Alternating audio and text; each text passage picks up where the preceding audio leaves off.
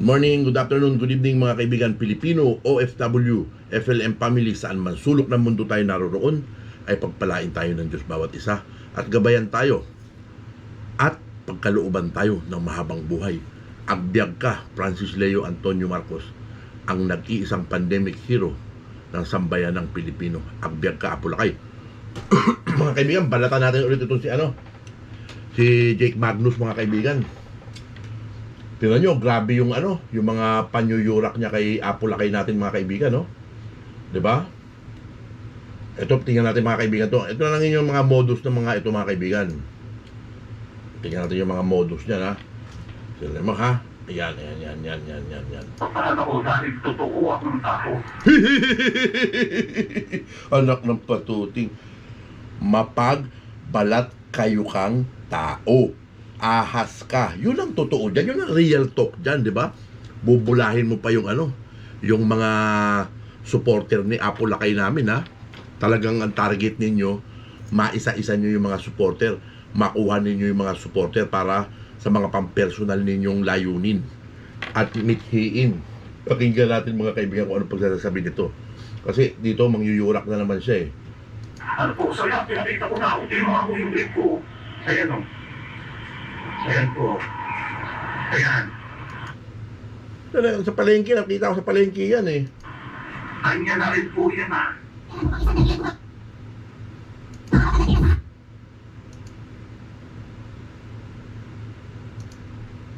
Yan natin mga kaibigan, isa sa mga modus nito mga kaibigan, ito ang gagawin niyan ngayon mga kaibigan, mag-iingat kayo, lalo na mga small YouTubers. Ng 10,000 cash or brand yung Realme C12. Uy! Brand new Realme C12 at saka 10,000 cash. Anak ng patuting ka, ipopromote mo ang isang channel para magkaroon ng subscriber. Hihingian mo ng sponsorship, ganito, ganyan. Pera pa yung bayad sa kanya dyan mga kaibigan. Ganyan yung mag-iingat kayo mga kaibigan. Tapos makuha mo nga yung yung 1,000 subscriber mga kaibigan. Akala mo tapos na yun, 1,000 subscriber. 'Di ba? Kailangan mo naman ngayon mag-upload ng iyong mga videos. At kailangan mong mabuno yung 4,000 oras ng panonood. Hindi biro-biro yan mga kaibigan. Hindi mo basta-basta makukuha ang 4,000 oras mga kaibigan sa YouTube kung meron kang 1,000 subscriber. 'Di ba? O 2,000 subscriber, kahit 3,000 subscriber pa. Depende yan sa magiging takbo nung mga manunood sa channel mo. Ganun ang real talk niya mga kaibigan. Hindi mo makukuha yan sa sa mga sponsor mga kaibigan. Maghunos daily kayo mga kaibigan. Kasi kunyari ganyan, nakuha mo na 1,000. Tapos mag-upload ka ng mga video, ganito ganyan. Ang i-upload mo na video, puro 1 minuto, 2 minuto, intro. Tapos hindi ka magtsatsaga magsalita, puro ka lang silent LS ka lang. O makukuha mo yung yung watch hour mo sa pamamagitan ng ganun. Pero pag nag-apply ka na ng AdSense account, YouTube partnership, o tatanggapin ka kasi naka 4,000 watch hour ka na. Ang tanong, yung mga i-upload mo bang video, kikita ba? Kung may manood sa yung 100, 200, 80, 90, 100 na manunood sa'yo, ang real talk ng mga kaibigan, pwede kang kumita ng mga $5, $3, $2. Kasi ako first hand, dinanas ko yan mga kaibigan. Halos 1 taon na rin tayo dito sa YouTube mga kaibigan. So napag-aralan din natin yung mga ganyang yung mga ganyang sitwasyon. Yung mga sponsor ng mga ganyan, ganito, ganyan. Ako, huwag kayong magpapasilo sa mga ganyan. Siyempre pagkatapos yan, okay, nakuha mo na yung 1,000 subscriber, baka naman o aawitan ka na naman. So, siyempre, magbibigay ka na naman. Tapos, wala pang gumagastos ka siguro ng mga 30 hanggang 40 mil sa mga vloggers na katulad ditong mga ahas na to. Nga, wala pa rin nakukuha yung YouTube mo. Tapos, pagka na-monetize na yung YouTube, okay, monetize na yung YouTube mo. O, salamat sa'yo, ganito, ganyan. O, tingnan mo ngayon yung revenue na papasok sa'yo. Anak na buting, manlulumo ka. O parang magsisisi ka doon sa mga in-sponsor mo, yung mga ginastos mo para lang ma-monetize ang YouTube channel mo. Anak ng patuting mga style ninyo. Tingnan natin mga kaibigan kung sino itong biktima dito. Ikaw ay isang sa nagkakalat naman mananalo ng ganitong cellphone or kaya 10,000 cash, isubscribe po natin ang YouTube. Ako, magkano kaya pinakawalan na pera dito mga kaibigan? Baka 15,000 ang binigay dito mga kaibigan. 15 hanggang 20,000 ang laruan yan mga kaibigan. Tingnan natin kung sino yung i-sponsoran niya mga kaibigan. YouTube channel via Phil Canada TV. Kapag ka Yun! Si Phil Canada TV, ng putak, Canada pala, kaya naman pala binibigyan mo ng ano eh. Meron siyang 504 subscriber. O, mga kaibigan, Phil Canada TV. Ako, baka kasi ang problema, i-promote natin, baka maging basher naman ito mga kaibigan. 'Di ba? Eh siyempre, galing sa mga channel nito. Pag galing sa channel nito mga kaibigan, sigurado yan, mga potential na basher yan mga kaibigan. Mga nauuto nila mga kaibigan. Akala niya, Phil Canada TV. Akala mo ganun-ganun lang pagpapasok sa YouTube, anak ng patutig. Maghulos dili ka sa pakakawalan mo mga kwarta. Itulong mo na lang yan sa kapwa mo Pilipino na mga nangangailangan ng tulong sa Pilipinas. May madadama ka pa sa puso mo na kaligayahan. Pero kung padadaanin mo sa ganitong klase ng mga tao, mga kaibigan, ayun, no, tingnan nyo, ahas mga kaibigan, no. Gigisay kayo sa sarili nyo mantika. Awal kayo siya sa karat ito ipaparapon makawan ng or kaya 10,000 cash pesos kung ayaw niyo po ng cellphone. Kaya ano pang hinihintay nyo? I-subscribe niyo po yan and hit the notification bell para lagi kayong updated sa ipaparapon natin mga brand new. O, diba? Laging yung channel pa rin niya yung ano, ang in na in mga kaibigan. Hindi yung channel nung pinopromote niya. Yung in na in. Di ba? Yung channel niya ngayon, ang lalabas na in na in. Uy, ganito, ganyan, nagpaparapol. Siyempre, maraming pupunta sa kanya ng mga ano, tatambay lang para baka sakaling manalo nung raffle mga kaibigan. Pero, hindi naman galing sa sarili niyang bulsa. Hindi naman galing sa sarili niyang kita sa YouTube mga kaibigan. Kundi, galing doon sa mga sponsorship. Abang-abangan niyo mga kaibigan, watch out doon sa mga ipopromote nitong YouTube channel mga kaibigan. Doon sa mga small YouTuber naman, magtiyaga kayo ng ano, magtiyaga na lang kayo ng makipagpalitan ng sub to sub, makiusap kayo sa ibang mga FLM vloggers talaga na ano, na mga nagla-livestream, katulad nila Tatay na Sukir, nila Mami Susan, minsan sila Parking Boy, sino pa bang ano sa mansion natin mga kaibigan, kay Sekyama. Ihingi lang kayo ng permiso sa mga to. Pwede kayo makipaglapagan doon ng ano, ng bahay ninyo para makuha ninyo yung 1,000 subscriber. Wag na wag kayong magi-sponsor ng mga ganyan mga kaibigan. Wala kayong mahihita. Ako na ang nagsasabi. 'Di ba? 'Di ba abutin kayo ng 3 buwan, 4 na buwan, 5 buwan bago nyo ma-meet yung ano, yung 1,000 subscriber. Pero habang ginagawa nyo yun, maglagay na kayo ng mga silent LS o maglagay na kayo ng mga reaction videos na medyo habaan nyo yung pagkukwento nyo, yung pagbibigay nyo ng reaction doon sa mga video. Ngayon, kung magbibigay naman kayo ng reaction doon sa mga video, baguhin nyo yung pitch o yung audio. Tapos pause, stop, pause, stop, pause, stop. Kasi gagamitin yan sa inyo na pang-copyright mga kaibigan. Kasi pag na-detect ni YouTube yan, automatic yan magsisend sa kanila na ano, yung video mo, pinapalabas nitong channel na to. Kinuha nung channel na to. Kaya ingatan nyo rin mga kaibigan yung ganung senaryo. Di ba? Hindi ganun lang mga kaibigan yung pagpasok sa YouTube. Wag na wag kayong mag-i-sponsor ng mga ganyang kalalaki. Marami dyan mga small YouTuber na ano, yung mga paangat program, pwede kayo mag-sponsor sa kanila ng halimbawa 1,000 piso. Bibigyan nyo sila ng mga 1,300 o kaya 1,500. Ganyan. Hindi masakit sa bulsa mga kaibigan. Mabibigyan kanya ng mga 70 to 80 to 100 subscriber. Di ba? Ako, ang nilapitan ko noon mga kaibigan din, yung nagsisimula talaga ako na ano, si Sekyama, si Macber 23, nilapitan ko yan nung unang ko nilapitan. Kasi kaya Macber naman, kung sino yung mga nagsusuper chat, yun naman yung kanilang mga inuuna. So may pera pa rin na involved mga kaibigan. Diba? Kay Sekyama, schedule. Kailangan pakiusapan mo si Sekyama, kailangan makuha mo yung loob ng Sekyama, yung tiwala ng Sekyama, o yung tiwala ng kahit na sino dun sa ating mansion. Gaya nila Sister Victoria, nila Limor Creation, at nung iba pang mga FLM Defenders vloggers na malapit sa kanila, may direct contact sa kanila, para matulungan kayo. Ganun yung ano, pinakamagandang way. Dahil ang dami na nilang nabiktima ng mga small YouTuber na nakuha na nila o nauto nila na mag-sponsor ka ganito ganyan. Yun lang yung mga nakaraan mga kaibigan na sponsorship doon kay Mac Pablo ng mga YouTuber, yung sa mga tablet na yun. Kamustahin kaya natin yung mga channel nila.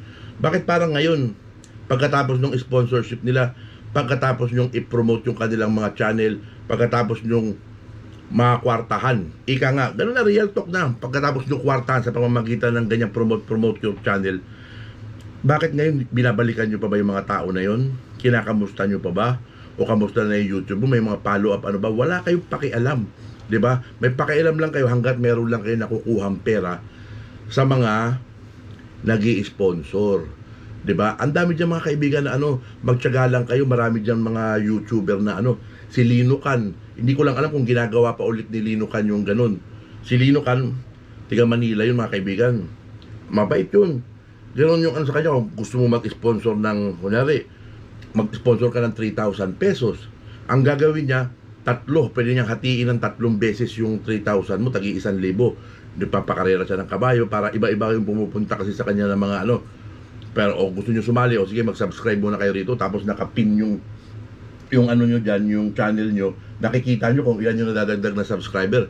Mas masaya yung gano'n mga kaibigan. Tapos, siyempre, gano'n talaga yung vlogger, bibigyan mo rin siya ng pangkapi niya, di ba? Kung ka na lang 3,000, bigyan mo siya ng 3,300. Gano'n mga kaibigan, kay 1,000, bigyan mo siya ng 1,200. Maraming gano'n mga vloggers mga kaibigan na hindi nyo kailangan mag-sponsor ng limpak-limpak na libo-libo dahil, dako, hindi nyo mababawi yan. Yung magkakapaos-paos pa kayo. Talagang hindi nyo basta-basta mababawi mga kaibigan. Yun yung real talk dyan sa YouTube na yan mga kaibigan. Diba, pakinggan pa natin yung sinasabi nito? Po. So, thank you mga wala. Panoorin na po natin yung susunod na video. Tapos na. Nakuha na yung pera. Wala na. Hindi ka na topic. Tapos ka na. Pwe! Yung nag-sponsor. Pwe! Tapos na.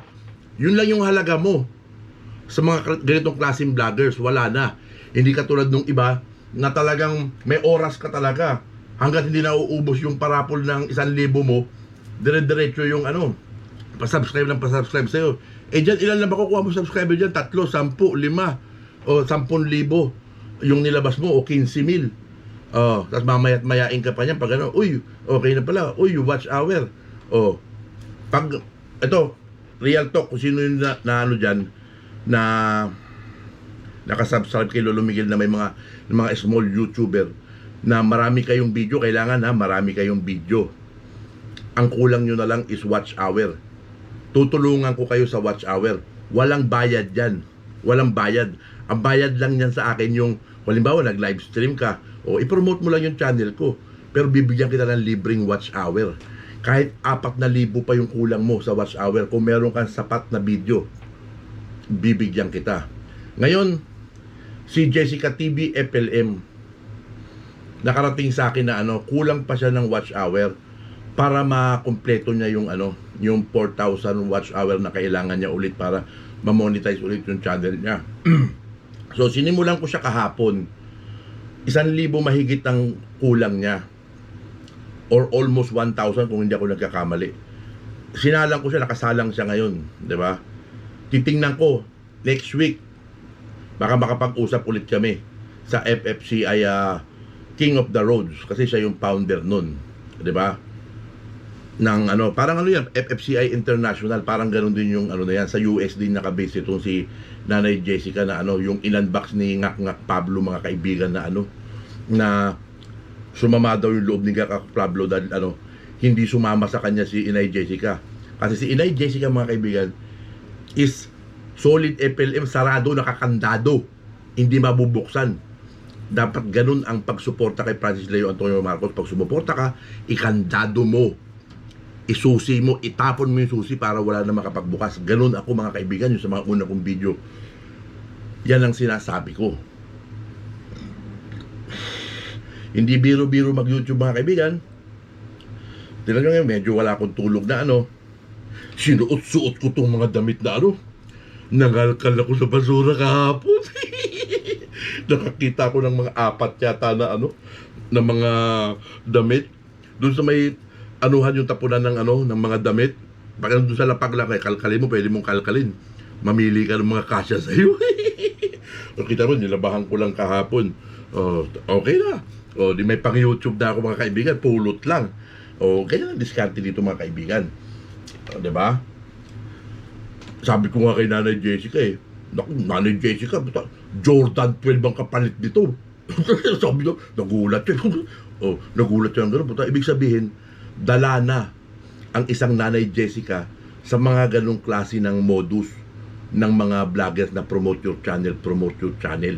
Dala na siya. Diba sabi niya, pag pumunta na lang kami dyan, pakakainin kita. Sabi ko, pag pumunta ka dito, naging bisita kita, ikaw ang pakakainin ko kung saan restaurant mo gusto, hindi yung ikaw pa yung gagastos. Hindi, sabi niya, ayoko pumayag. Ako nga, sabi niya,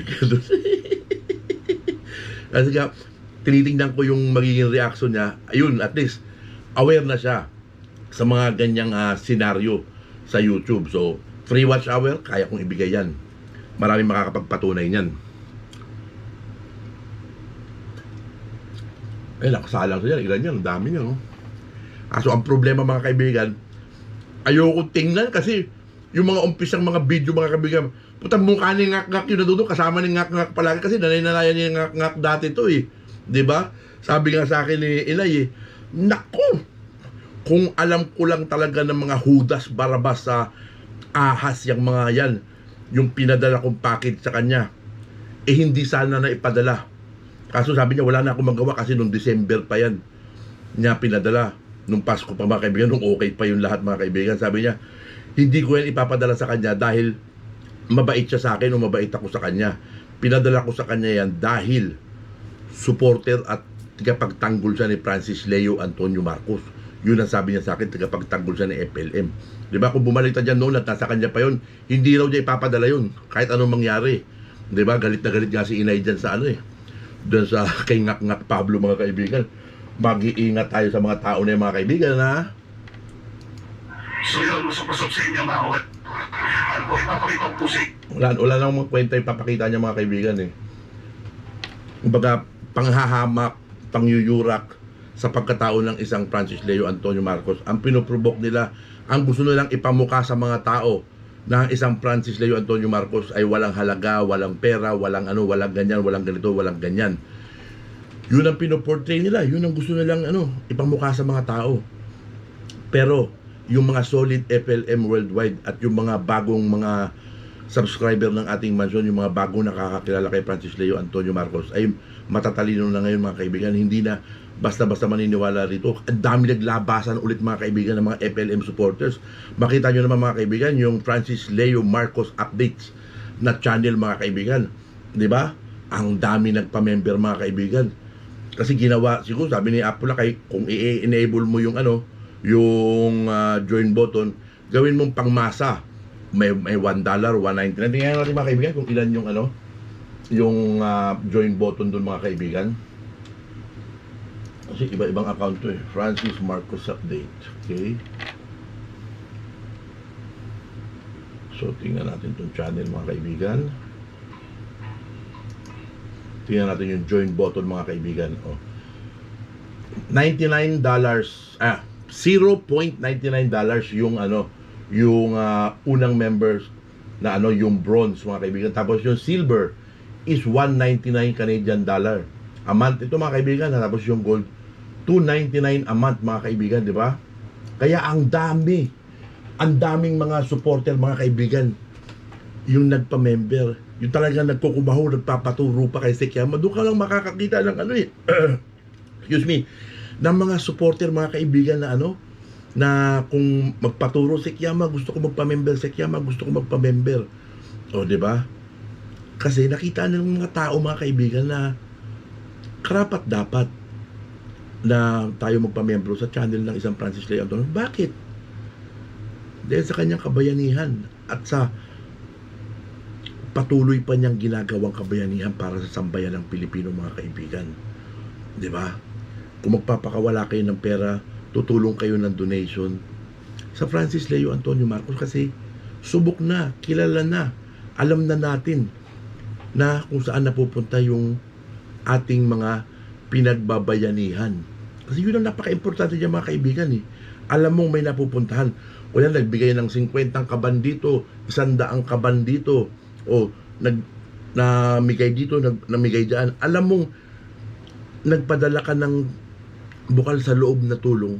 Alam mong, kabahagi ka nun. Ang sarap ramdamin nun, di ba? Hindi lang doon sa 50 kilos na yan sa 50 sako. Hindi lang doon sa 100 sako. Kung hindi sa lahat ng humanitarian na gagawin ng Francis Leo Antonio Marcos. Di ba? Kabahagi ka nun. Di ba? Lalo kung member ka ng channel. Nagsusuper chat ka dun sa channel. Di ba? Lahat ng activities, lahat ng humanitarian, mararamdaman mo na kaanib ka o kaparte ka ng mga humanitarian na yun. Di ba? Ang sarap sa pakiramdam ng gano'n, mga kaibigan. Hindi yung katulad ng mga tao, ng mga hinayupak, ng mga tinamaan ng lintik na magaling na mga ahas na ito, na dadaanin lang kayo niyan sa magagandang pananalita, bait-baitan, di ba? Concern kuno.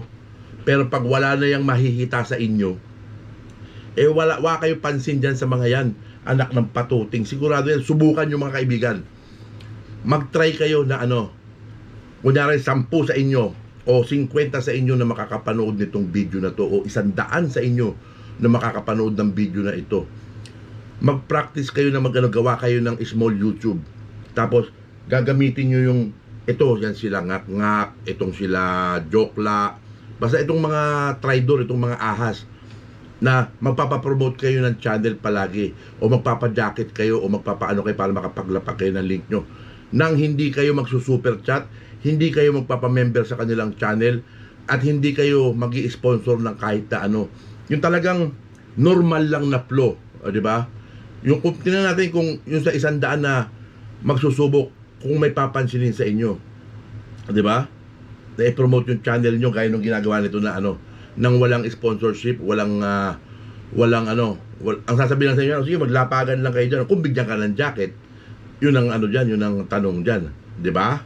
Kaya maging beware tayo, mga kaibigan, di ba? Puro mapanglait na yung mga lumalabas sa kanilang mga bibig, puro paninirang puri na, mga kaibigan. Ito na yung tinatawag na yung ubod ng tanga, Warriors Part 2, mga kaibigan, di ba? Pero huwag kayo mag-alala, mahihinang nilalang itong mga to, di ba? Ano nga yan magpapatulpo, magpapaganito, magpapaganyan, ngak-ngak lang lahat, mga kaibigan. May nangyari ba sa kanilang mga pasabog kuno? Meron ba nangyari? Naapektuhan ba ang isang Francis Leo Antonio Marcos? Naapektuhan ba ang pagmamahal ng mga tao sa pandemic hero? Hindi.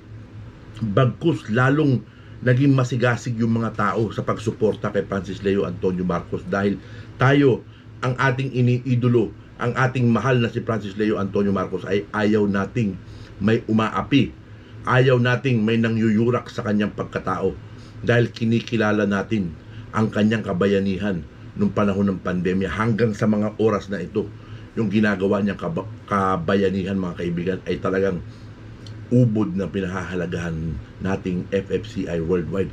Huwag kayong matinag sa mga sinasabi nito, mga kaibigan. Huwag kayong padadala dyan. Kung manood kayo, susukin nyo na lang pababa kung talagang hindi nyo matiis, di ba? Huwag nyo na lang ihatid doon sa mansion yung basta sa mga small YouTuber, mga nabibigyan namin ng konting reaction tong mga ulupong ahas, peste ng mga taong ito, mga kaibigan, di ba? Mag-iingat kayo, mga kaibigan. Pag wala kayong pera, wala kayong say sa mga yan, di ba? Para mapansin kayo niyan, kailangan mo munang mag-super chat ng medyo malaki-laki. Tapos kada may tatanong kanya, kailangan super chat. Tuwing magtatanong kanya, super chat.